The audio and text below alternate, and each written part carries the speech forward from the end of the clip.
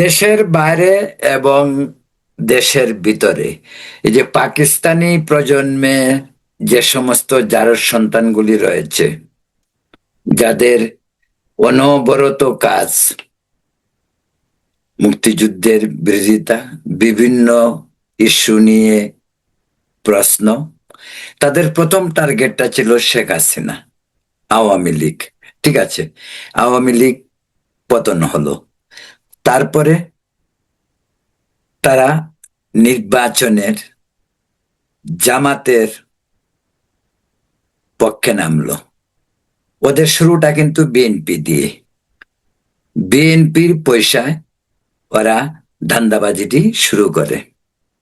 এখন দেখবেন ওদের ভিউয়ার কিন্তু প্রতিদিন ড্রপ করতেছে, প্রতিদিন কমতেছে। সেই আগের ভিউ, সেই আগের লাইক, সেই আগের শেয়ার, এই সমস্ত কিন্তু নেই। কারণ তাদের বিজনেসটাই হলো গুগলের পয়সা পাবে আর মন গড়া কাহিনী বানিয়ে গুজবকে রটিয়ে তাদের ইনকামের পথটি প্রশস্ত করা।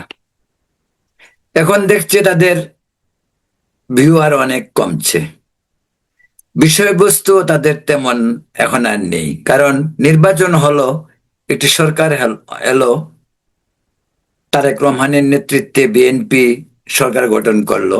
তো এখন তাদের আর বিষয়বস্তু কি? জামাত বিরোধী দলে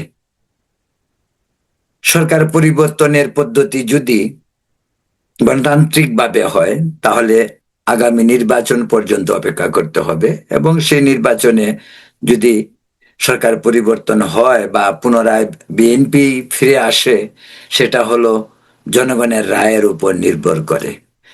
কিন্তু এই যে ইউটিউবার যারা, পিনাকি সহ, যে পিনাকি ফ্রান্সে বসে প্রতিদিন নানান কাহিনী, তাদের যেহেতু এখন আর শেখ হাসিনা সরকার নেই, জামাতও ক্ষমতায় আসতে পারলো না, তাদের মোহভঙ্গ হলো, বিএনপি পিছনে তারা এখন লেগেছে। আর তাদের মেইন কাজটি হলো এখন ভারত।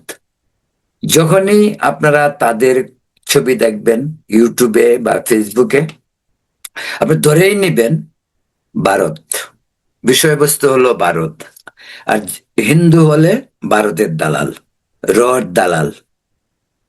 মানে বাংলাদেশের একটি শান্তিপ্রিয় ধর্মীয় সংখ্যালঘু সম্প্রদায়, যে হিন্দু সম্প্রদায় নিজেদের জীবন নিয়েই সদা সর্বদা শঙ্কিত, সেই শান্তিপ্রিয় একটি সম্প্রদায়ের মানুষের উপর বিষোদ্গার তাদের নিত্য নৈমিত্তিক কর্মকাণ্ড হয়ে দাঁড়িয়েছে। তাদের বিষয়বস্তু হিন্দু, ভারত, এই হলো তাদের বিষয়। কারণ এখন আর অন্য কোনো ইস্যু নেই, সরকার পরিবর্তনের ইস্যু নেই, সরকারের সমালোচনা করবে আর গন্ধ খুঁজবে শুধু ভারতের। তারেক রহমান ভারতের পারপাস সার্ভ করতেছে, মির্জা আব্বাস ভারতের দালাল, সালাউদ্দিনকে তারা নাম দিয়েছে শিলং সালাউদ্দিন, আমাদের স্বরাষ্ট্রমন্ত্রী।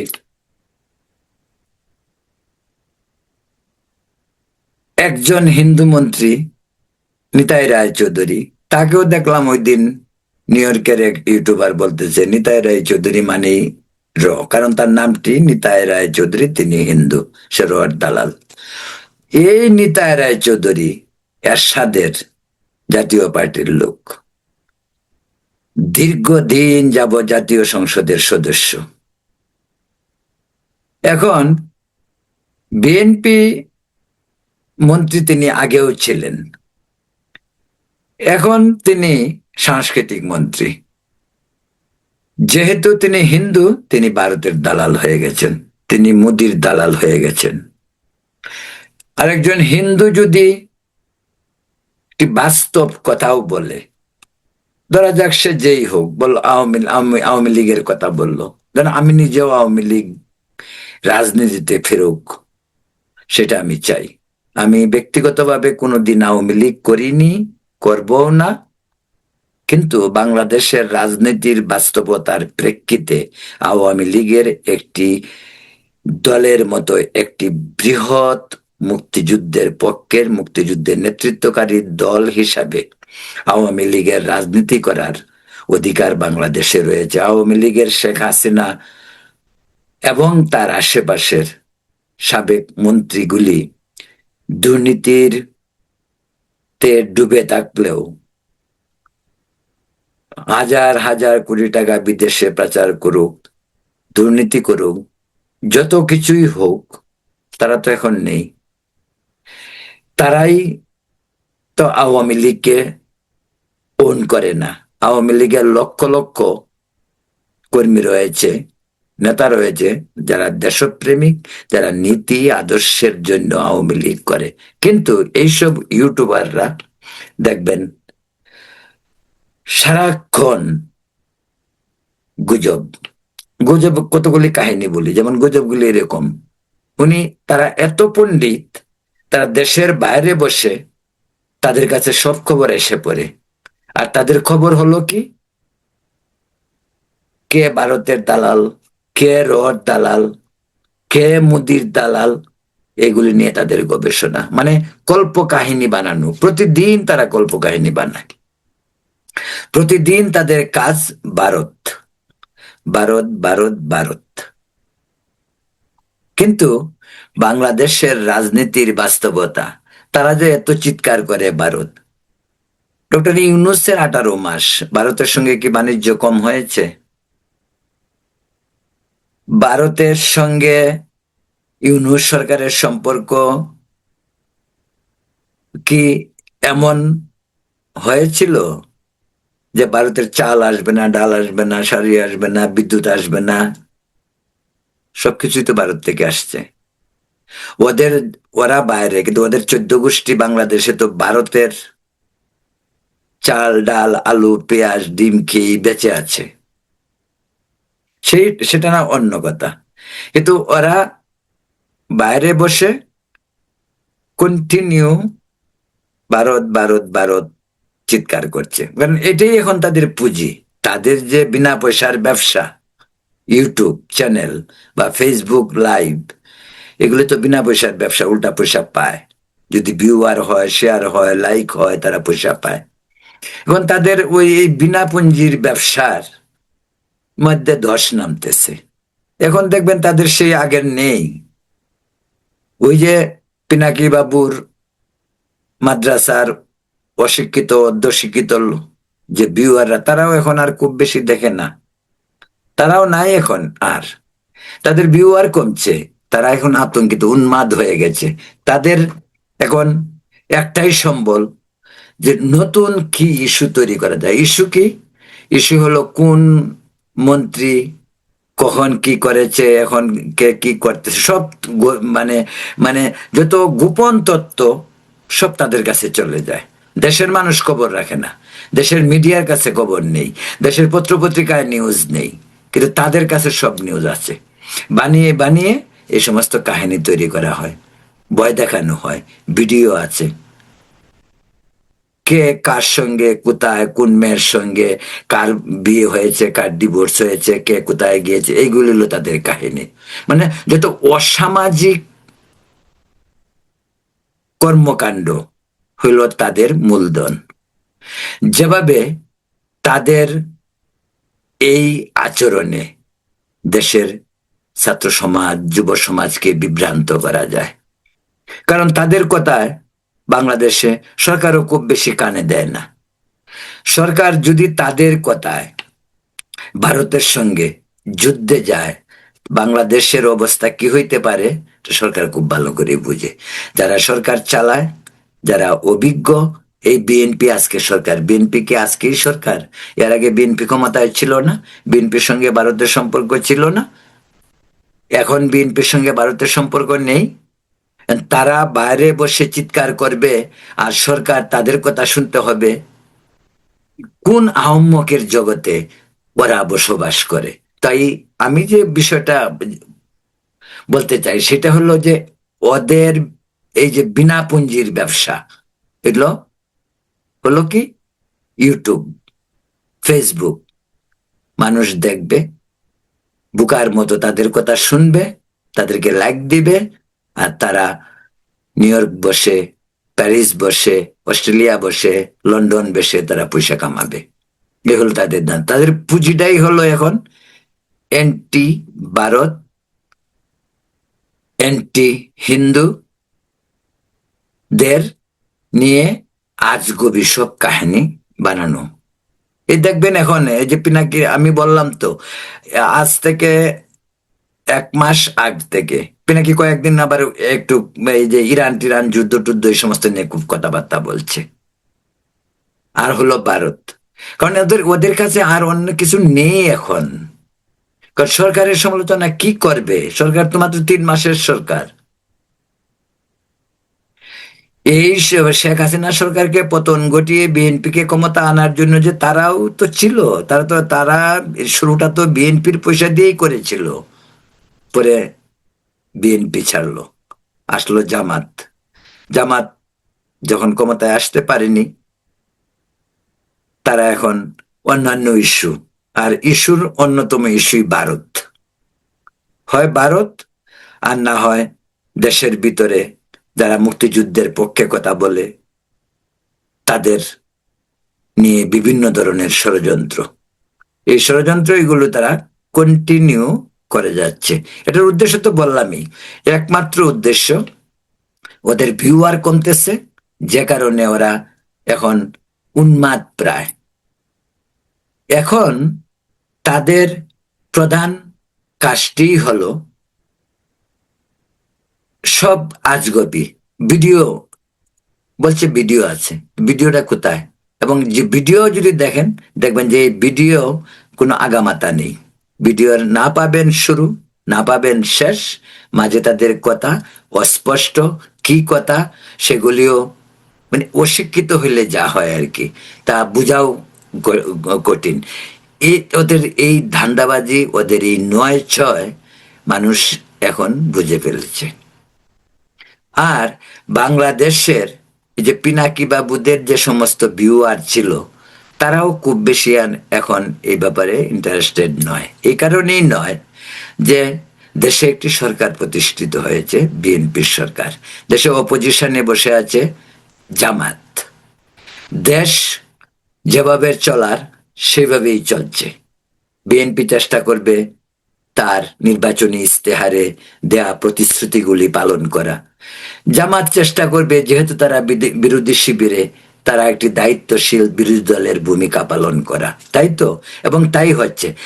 আজ পর্যন্ত জামাতের আমির ডাক্তার শফিকুর রহমানের মুখ থেকে কখনো দায়িত্ব জ্ঞানহীন রাজনীতি করার কোনো কথা তার মুখ থেকে এখন পর্যন্ত শোনা যায়নি। সোফার জামাত জাতীয় সংসদে বিরোধী দলের ভূমিকা পালন করছে, কিন্তু কিন্তু তারা যে জামাতের জন্য এত শহীদ হতে চায়, এন্টি ভারত কথাবার্তা বলছে, জামাত কি সেই ততটুকু এন্টি ভারত ভূমিকা বাংলাদেশে পালন করছে? জামাতের সঙ্গে কি ভারতের সম্পর্কে না? জামাত কি বুঝে না যে আমাদের চারিপাশ ঘেরা, প্রায় 3 দিকে ভারত, একদিকে সমুদ্র? তো বাংলাদেশকে কি পলিসি মেনটেন করতে হবে? আমরা কি ভারতের সঙ্গে যুদ্ধ করতে যাব? আর যুদ্ধ করলে এই যুদ্ধের পরিণতি কি হইতে পারে, বা যুদ্ধে আমরা যাবই বা কেন? এই বক্তব্যগুলি তারা শুনতে নারাজ। কারণ তারা যদি এই সমস্ত বিষয় নিয়ে কথা বলে, কেউ তাদেরকে দেখবে না। যে তারা একটা পথ বেছে নিয়েছে, পথটা হলো কি কন্টিনিউ ভারত বিরোধিতা, হিন্দু বিরোধিতা।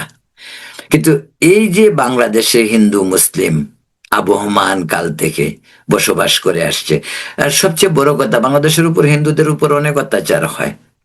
অত্যাচার হয় বলেই হিন্দুদের সংখ্যা দিন দিন কমতেছে। যে 71 সালে বাংলাদেশে 19% ধর্মীয় সংখ্যালঘু ছিল, তা আজকে কমতে কমতে 7-8% এসে দাঁড়িয়েছে, এরা সরকারি হিসেবে। যদিও আমি ব্যক্তিগতভাবে মনে করি, আমি একাধিক ভিডিওতে আগে বলছি যে বাংলাদেশে এখনো ধর্মীয় সংখ্যালঘুদের সংখ্যা 12-13% হবে, জাস্ট সিম্পলি কম দেখানো হয়। আমাদের লাস্ট যে সেন্সাস, যেটা জনগণনা, সেখানে অনেক সময় হিন্দুদের নামগুলি লিপিবদ্ধ হয়নি, কারণ ইচ্ছাকৃতভাবেই হিন্দুদের পার্সেন্টেজটা কম দেখাতে পারলে সুবিধা, সেটা অন্য একটি ইস্যু। কিন্তু এই যে পিনাকি বাবু সহ অন্যরা যারা বাইরে বসে রয়েছে, ওদের কাজটা কি? ওরা কতটুকু দেশ, আচ্ছা ভাই, তারা যদি দেশপ্রেমিক হয়, তারা যদি ভালো, তাদের ফেভারের সরকার আছে, দেশে যায় না কেন? যাক না দেশে। ওইখানে বসে বসে নিউ ইয়র্কে বসে যদি বলে যে অমুকের ভিডিও এসে গেছে, অমুক জেনারেল আমাকে, জেনারেলদের আর কাম নাই। আমাদের সেনাবাহিনীর জেনারেলদের আর কোনো কাজ নাই। নিউ ইয়র্কে কে বসে আছে, তাকে ফোন করবে, আমাকে ফোন করবে, বলবে ও এইটা করছে, ও ওইটা করছে। এই সমস্ত পাগলামিরও তো একটা সীমা থাকা উচিত। কিন্তু সিম্পলি পাগলামি। কিন্তু সবচেয়ে মানে আশার বিষয় যেটা, এদের কথা এখন আর কেউ শুনে না, কেউ গুরুত্ব দেয় না। আমার সঙ্গে অনেক মানুষের এই নিউ ইয়র্কে কথাবার্তা হয়, যাদের মুখে আগে শুনেছি যে ওদের ভিডিও দেখতো, এখন অনেকেই বলে যে ওদের ভিডিও এখন আর দেখি না। কারণ ওদের ভিডিও দেখবে কেন? বললাম তো, ভিডিওটা শুরু করলে 10 সেকেন্ডের মাঝে আপনি বুঝতে পারবেন সে কি, মানে প্রসঙ্গ কি ভারত, প্রসঙ্গ কি হিন্দু, প্রসঙ্গ কি র। এই হলো তাদের কাজ। কিছু লোকজন দেখে, বা আমাদের দেশে চিরাচরিত ভাবে 47-এ যেহেতু দেশ বিভাগটা আমাদের হয়েছিল ধর্মভিত্তিক দ্বিজাতি তত্ত্বের ভিত্তিতে, হিন্দু মুসলিমের একটা ক্লেশ ভিতরে ভিতরে হোক, কেউ কেউ বাইরেও প্রকাশ করে, নেই তা বলা যাবে না। কিন্তু এটাই যে আমাদের মূল সমস্যা তা তো নয়। আমরা তো স্বাধীনতার 71 সাল থেকে আজকের দিন পর্যন্ত 55 বছর আমরা তো পার করেছি। কোথায়? আমরা দেশে তো আমরা হিন্দু মুসলিম বৌদ্ধ খ্রিস্টান আমরা সকলেই বসবাস করছি। বিক্ষিপ্তভাবে ঘটনা ঘটছে, ওইটাও অস্বীকার করার উপায় নেই। কিন্তু এই সমস্ত জারজ সন্তানগুলি দেশের বাইরে বসে দেশের স্থিতিশীল পরিবেশকে নষ্ট করার জন্য আজগুবি সব কাহিনী, মন গড়া কাহিনী, বিভিন্ন জনের চরিত্র হনন, বিভিন্ন জনকে নিয়ে বিষোদ্গার, বিভিন্ন জনের ব্যক্তিগত বিষয় নিয়ে, কার সঙ্গে কে প্রেম করেছে, কার সঙ্গে কে ডিভোর্স করেছে, কে কোথায় যাচ্ছে, এই সমস্ত কাহিনী সব বানানো কাহিনী। এই সমস্ত বানানো কাহিনী বানিয়ে ওরা যুব সমাজকে বিভ্রান্ত করছে, ছাত্র সমাজকে বিভ্রান্ত করছে। যে সমস্ত যে বিভ্রান্তির কারণে দেশের সামাজিক অবক্ষয় চূড়ান্ত পর্যায়ে, যে কারণে এই যে এরা বাইরে বসে গালিগালাজ করে, যে কারণে আজকে আমাদের দেশে এই যে আন্দোলন হলো 24-এর আন্দোলন, বা পরে ইনকেলাব মঞ্চ, এই যে শরীফ উসমান হাদি যাকে হত্যা করা হলো, তার মুখের ভাষা দেখেছেন? ওদের ভাষা, ওদের শিখিয়ে দেওয়া ভাষা, ওদের শিখিয়ে দেওয়া ভাষাই হাদি ইউজ করেছে। এবং সেই হাদি নাকি বিরাট শহীদ, বিশাল বড় মানে বুদ্ধিজীবী ছিল, বিশাল বড় রাজনীতি, বিশাল বড় জাতীয়তাবাদী নেতা ছিল, একটি সম্ভাবনাময়। আমি একটি কথা সবসময় বলি, হাদি মারা যাওয়ার পরে একাধিক ভিডিও আমি করেছি। আমি মনে করি যে মৃত্যু সবসময় দুঃসহ, সবসময়ই একটি যন্ত্রণা। দ্বিতীয়ত, হাদি মেধাবী ছিল, অস্বীকার করার কোনো উপায় নেই। এবং হাদির মতো মেধাবী সম্ভাবনাময় একটি তরুণ ছেলের এই অকাল এবং এই মর্মান্তিক মৃত্যু যে কোনো সুস্থ মানুষকে বিচলিত করবে, আমাদেরকেও করে। কিন্তু এই হাদিকে নিয়ে রাজনীতি এবং হাদির মুখে তুলে দেয়া যে সমস্ত গালিগালাজগুলি, এগুলি ওইসব পিনাকি বাবুদের তৈরি করা, এবং তারাই ওর মুখে এইগুলি তুলে দেয়, দিয়ে এই ছেলেটিকে বিভ্রান্ত করেছিল। প্রিয় দর্শক, তো বলছিলাম যে ওদের ওদের এখন কাজ, আমি বললাম আপনারা পরীক্ষা করে দেখুন, যে কোনো একটি ভিডিও, ওদের ওদের ছবি যখন ফেসবুক এবং ইউটিউবে দেখবেন, ক্লিক করবেন, দেখবেন 5 সেকেন্ডের মাঝে তার বক্তব্য বিষয়বস্তু বেরিয়ে পড়বে। ভারত, র, হিন্দু, হাসিনা, এই তারেক রহমান দেশ বিক্রি করে দিচ্ছে, এই মির্জা আব্বাস এটা করছে, ওই শিলং নাম দিয়েছে কি, শিলং সালাউদ্দিন, আমাদের স্বরাষ্ট্রমন্ত্রী শিলং সালাউদ্দিন ওটা করেছে। তো দেশ যারা চালায়, বা গত 55 বছর আমাদের দেশটি যেভাবে চলে এসেছে, বিভিন্ন সময় বিভিন্ন, বঙ্গবন্ধু সরকার, জিয়াউর রহমানের সরকার, কি বলে এরশাদের সরকার, তারপর বিএনপি সরকার, তারপর 1-11, তারপর শেখ হাসিনার সরকার, তারপর ডক্টর ইউনূসের সরকার, দেশ তো যেভাবে চলার সেভাবে চলছে। অনিয়ম হচ্ছে, দুর্নীতি হচ্ছে, হবে, রাজনীতিবিদরা সবসময় দুর্নীতিবাজ হয়, এটাই সংস্কৃতি। পৃথিবীর উন্নত দেশের রাজনীতিবিদরাও দুর্নীতিবাজ হয়। দুর্নীতির ক্যাটাগরি ভিন্ন রকম। আমাদের দেশে এক ধরনের দুর্নীতি হয়, আর এই শুধু উন্নত বিশ্বে অন্য ধরনের দুর্নীতি হয়। দুর্নীতি রাজনীতিবিদ মাত্রেই হয়। মানুষ অনেক অনিয়ম করে রাজনীতিবিদরা, এবং অনেক জঘন্য কাজও করে, কিন্তু আবার তারা সংশোধনও হয়, জেল জুলুমও হয় তাদের উপর। এভাবেই তো চলছে, এটাই তো বাস্তবতা, এটাই তো পলিটিক্স। কিন্তু এই যে ইউটিউবার যারা দেন বললাম, তাদের কাজটাই হলো যে তাদের আর কোনো ইস্যু নেই, তারা দেশের বাইরে, তারা আবার কি দেশপ্রেমিক। আচ্ছা ভাই, দেশপ্রেমিক, দেশের বাইরে বসে দেশের জন্য এত যান, এত মায়া, এত কান্নাকাটি, তো দেশে যান না কেন? আপনি তো বীর পুরুষ, আপনি মুসলমান, আপনি তো আর হিন্দু না যে গেলে পরে মেরে কেটে ফেলবে কেউ। তা আপনি যান না কেন দেশে? পিনাকি তো যান না কেন দেশে? এত জ্ঞানী, এত পণ্ডিত, সে তো বিয়েও করেছে মুসলিম, সে তো মুসলমান হয়েছে। তো দেশে যান ভাই, আপনি তো এখন মমিন মুসলমান, এখন তো আর পিনাকি নামটা চেঞ্জ করেন নাই, কিন্তু আপনি তো মমিন মুসলমান ভাই। বাংলাদেশে যান, দেশটা তো আপনার, তো ওখানে যান না কেন? ওরা দেশে যাবে না, ওরা দেশের বাইরে আরাম আয়াসে থাকবে, রাতে মদ খাবে, যত ধরনের অপকর্ম আছে সবগুলি করবে, আর ইয়ারে এসে ক্যামেরার সামনে এসে সবক দিবে, ওহিনাজেল করে আমাদের জন্য, যে আজকে ওইটা হয়েছে, কালকে ওইটা হয়েছে, ওই সমস্ত তারা করবে। এই অসত্যের কাছ থেকে দূরে থাকুন।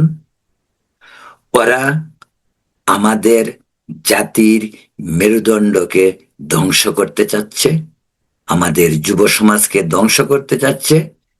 এদের থেকে নিরাপদ দূরত্ব থেকে প্রত্যেকেই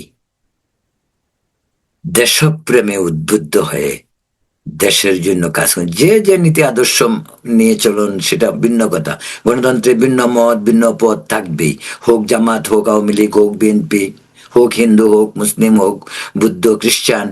একটি দেশের বিভিন্ন সম্প্রদায় থাকবে, বিভিন্ন পথ থাকবে, ধর্ম থাকবে, মানুষের মানুষের মাঝে সৌহার্দ্য থাকবে, সম্প্রীতি থাকবে। এটাই একটি দেশের প্রকৃত ছবি হওয়া উচিত। একজন সুনাগরিকের কাজ দেশের উন্নয়নের স্বার্থে দেশপ্রেমে উদ্বুদ্ধ হয়ে সহযোগিতা, সহমর্মিতা, সাহায্য, সহানুভূতি, এগিয়ে আসা, শুধু বিভ্রান্ত করা নয়, গুজব ছড়ানো নয়। গুজব ছড়িয়ে সাময়িক হয়তো লাভ হয়, কিন্তু দীর্ঘ পথ পরিক্রমায় এসব গুজব দোলার মতো উড়ে যায়, এবং তাই হচ্ছে। ওই পিনাকি বাবুরা শুরুটা তো করেছিল হাসিনা বিদায়ের ঘন্টা বাজিয়ে, বিএনপি পক্ষে, তারপর বিএনপিকে ছাড়লো। মাঝে ডক্টর ইউনূসেরও বন্দনা করলো অনেকদিন, আবার কয়েক মাস যেতে না যেতেই ইউনূসের বিরুদ্ধেও তারা লেগে গেল। তারপর জামাত প্রেমে পড়লো। এখন পর্যন্ত জামাত প্রেম নিয়েই তারা আছে। জামাত প্রেম, ভারতের বিরোধিতা, এই হলো তাদের উদ্দেশ্য এবং আদর্শ, এবং এটা চলবে। এরা আবার কদিন পরে চেঞ্জ হয়ে অন্য কিছু হলেও আপনারা অবাক হবেন না। ওরা যদি আবার 6 মাস পরে আওয়ামী বন্দনা শুরু করে, অন্তত আমি অবাক হব না। করতে পারে। তারা যদি মনে করে এখন আওয়ামী লীগের ফেভারে কথা বললে, আওয়ামী লীগের শেখ হাসিনা আসে পড়তেছে, এরকম কথাবার্তা বললে, আওয়ামী লীগেই ভালো ছিল এখনো মাঝে মাঝে বলা শুরু করছে, অবাক হয়ে না, ওরা তা বলতে পারে। তখন যদি মনে করে যে আওয়ামী লীগের ফেভারে বললে ভিউয়ার বাড়বে, শেয়ার বাড়বে, লাইক বাড়বে, আবার এসে পড়বে আওয়ামী লীগে। এটাই ওদের চরিত্র। ওদের কাছ থেকে নিরাপদ দূরত্ব বজায় রাখুন। ধন্যবাদ।